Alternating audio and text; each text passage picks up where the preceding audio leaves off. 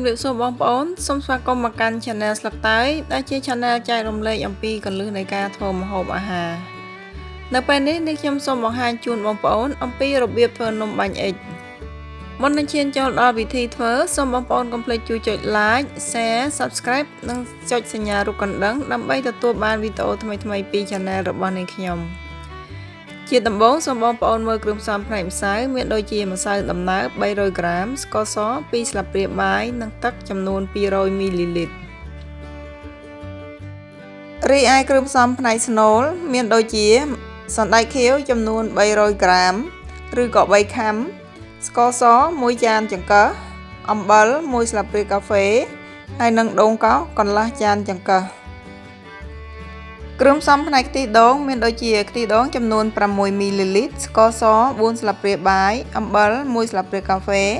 ម្សៅឆា3ស្លាបព្រាបាយម្សៅខ្សាយ3ស្លាបព្រាបាយនិងស្លឹកខ្ទឹមជាដំបូងគឺនាងខ្ញុំចាប់ផ្ដើមរៀបចំធ្វើផ្នែកស្នូលមុនគេដោយសណ្តែកខៀវនោះគឺយើងត្រូវតែត្រាំទឹកឲ្យ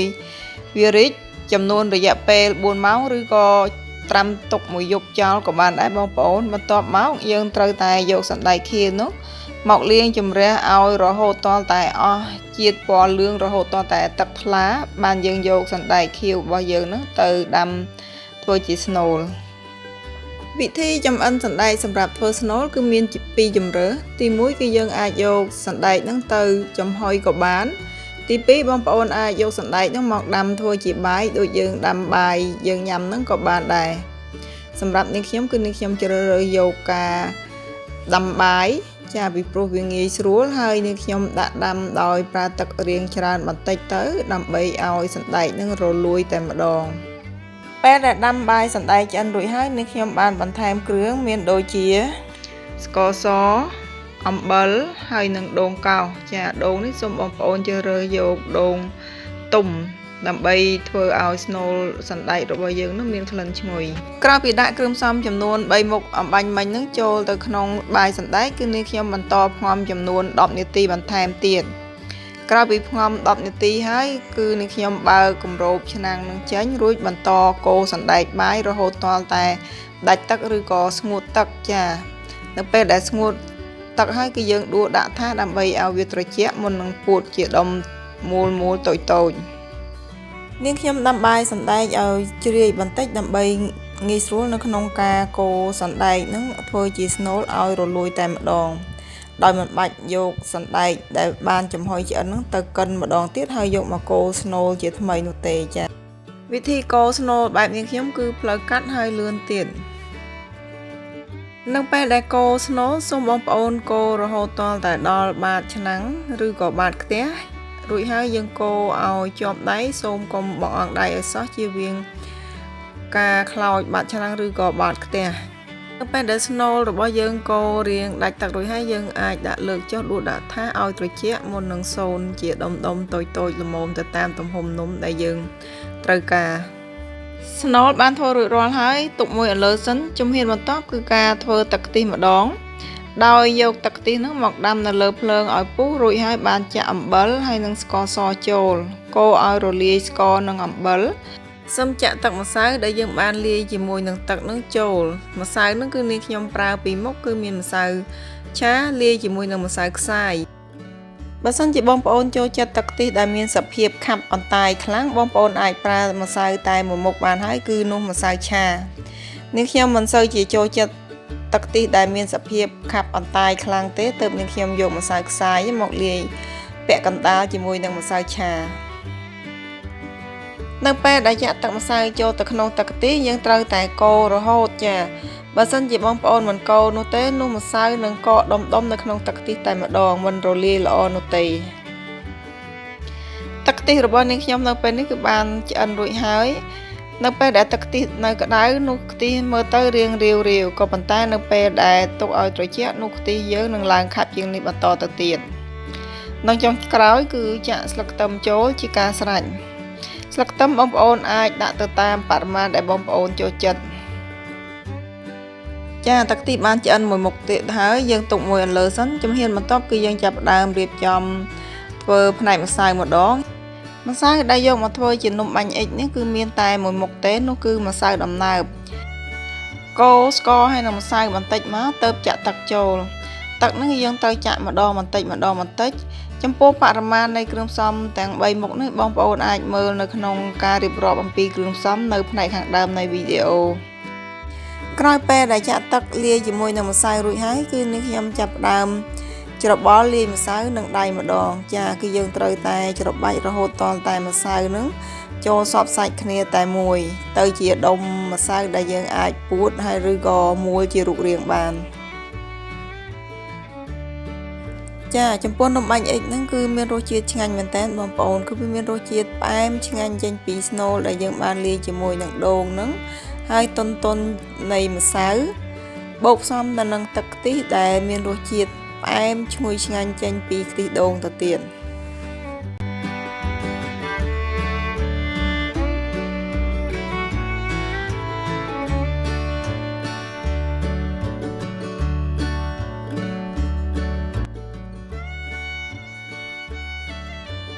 ចានេះគឺជាម្សៅដែលយើងបានលាយរួចហើយគឺមានសភាពទន់ប៉ុណ្ណឹងនឹងឯងជំហានបន្ទាប់គឺយើងចាប់ផ្ដើមរៀបចំវិចខ្ចប់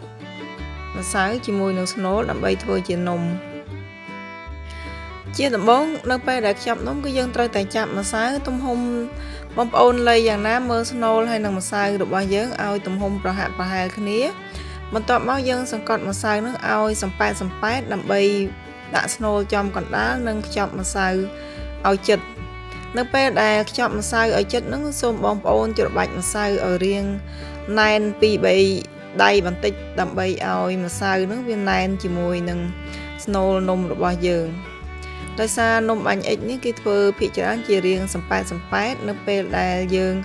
មួលនំឲ្យមួលស្អាតល្អរួចហើយចាំយើងសង្កត់នំហ្នឹងឲ្យសំប៉ែតបងប្អូនអាចមើលវិធីនៃការវេចរបស់នាងខ្ញុំជាបន្តទៀតបាននាងខ្ញុំបង្ហាញជូនបងប្អូនអំពីរបៀបខ្ចប់នោះ2-3នំដែរពិធីចម្អិននំបាញ់អុិចរបស់នាងខ្ញុំនៅពេលនេះរៀងប្លែកពីបងប្អូនយើងដែលធ្វើជាទូទៅបន្តិចដោយនាងខ្ញុំយកនំដែលបានលុញឬក៏មួលរួចហើយនឹងយកទៅបង់នៅក្នុងទឹកក្តៅដាំពុះភាគច្រើនដែលគេធ្វើនំបាញ់អុិចហ្នឹងគឺយកម្សៅនំដែលបានធ្វើរួចហើយហ្នឹងយកទៅចំហុយនៅក្នុងឡាំងសឹងក៏ប៉ុន្តែវិធីរបស់នាងខ្ញុំនេះគឺយកមកស្ងោរជាមួយនឹងទឹកក្តៅដាំពុះនាងខ្ញុំយល់ថាវិធីនេះគឺងាយស្រួលហើយល្អជាងការដែលយើងធ្វើនំបាញ់អុិចហ្នឹងដោយចំហុយនៅក្នុងឡាំងសឹងបើសិនជាយើងធ្វើនំដោយបរិមាណច្រើនហើយយកទៅដាក់ចំហុយគឺយើងត្រូវការចំហុយច្រើនដងហើយប្រើរយៈពេលយូរក៏ប៉ុន្តែបើសិនជាបងប្អូនប្រើវិធីនៃការស្ងោរនំដូចនាងខ្ញុំនៅពេលនេះគឺងាយស្រួលហើយយើងមិនបាច់ចំណាយពេលនៅក្នុងការចំហុយនំបាញ់អុិចទេនំដែលបានចម្អិនរួចហើយគឺយើងយកមកដាក់ត្រាំនៅក្នុងទឹកត្រជាក់បន្តទៅទៀតដើម្បីសម្គាល់ថានំរបស់យើងឆ្អិនឬក៏មិនឆ្អិនយើងអាចសម្គាល់តាមរយៈការដែលនំអណ្ដែតឡើងមកលើផ្ទៃទឹកនោះបានន័យថានំរបស់យើងឆ្អិនហើយ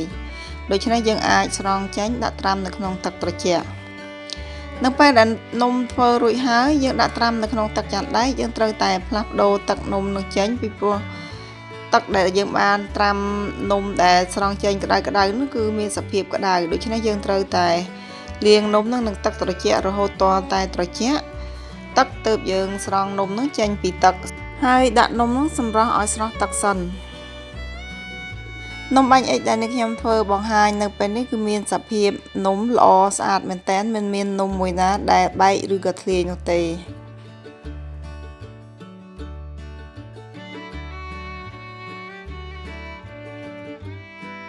ជំហានបន្ទាប់គឺនាងខ្ញុំចាប់ផ្ដើមរៀបចំចាប់នំនឹងដោយទ្រាប់ស្លឹកនិងដោយលាបជាមួយនឹងប្រេងឆាចានេះគឺជាប្រេងឆាដែលយើងនឹងយកមកលាបជាមួយនឹងនំ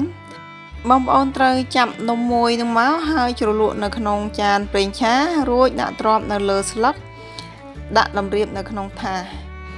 បងប្អូនធ្វើដូចនេះខ្ញុំទៅនេះខ្ញុំសូមធានាថានំរបស់យើងនោះនឹងមិនជាប់នំអន្តាយទេនៅពេលដែលយើងដាក់នំសង្កត់គ្នាបើសិនជាយើងលាបប្រេងឆាតែបន្តិចនៅពេលដែលយើងដាក់នំសង្កត់គ្នានោះនំរបស់យើងនឹងជាប់ជាក់ជាមិនខានចំពោះស្លឹកចេកដែល យកមកទ្រាំនំនោះបងប្អូនអាចកាត់ជារាងមូលក៏បានជារាង4ជ្រុងស្មើគ្នាក៏បានដែរទៅតាមម៉ូដឬក៏ចំណង់ចំណូលចិត្តដែលបងប្អូនកែច្នៃនំរបស់នាងខ្ញុំនោះមួយចំនួនគឺនាងខ្ញុំរៀបចំចាប់ដាក់នៅក្នុងប្រអប់ដើម្បីយកទៅជូនបងប្អូននំដែលបានចាប់រួចហើយគឺយើងត្រូវតែរោយស្លឹកខ្ទឹមបន្តិចនៅលើនំដើម្បីឲ្យនំរបស់យើងនឹងមានក្លិនឈ្ងុយឆ្ងាញ់ក៏ប៉ុន្តែចំពោះបងប្អូនដែលមិនចូលចិត្តក្លិនឬក៏មិនចេះញ៉ាំស្លឹកខ្ទឹមយើងមិនបាច់ដាក់ក៏បានដែរត្រង់គ្រឿងផ្សំស្លឹកខ្ទឹមមួយមុខហ្នឹងចានំបាញ់អ៊ិចនេះគឺពិតជាមានរសជាតិឆ្ងាញ់មែនតើបងប្អូននេះខ្ញុំក្រោយពីបានធ្វើហើយគឺថាញ៉ាំអស់ច្រើនមែនតើគីឡូរបស់នាងខ្ញុំឡើងស្រើទៀតហើយមួយរយៈកូវីដនេះគឺថានំជាប់គ្នាតែម្ដងឆ្ងាញ់នៅត្រង់កន្លែងដែលពិសេសជាងគេគឺទឹកខ្ទិះនឹងឯងរួចរាល់ហើយការធ្វើនំបាញ់អ៊ិចដែលនាងខ្ញុំយកមកបង្ហាញជូនបងប្អូននៅពេលនេះមើលទៅទំនងទេបងប្អូននំដែលនាងខ្ញុំធ្វើហ្នឹង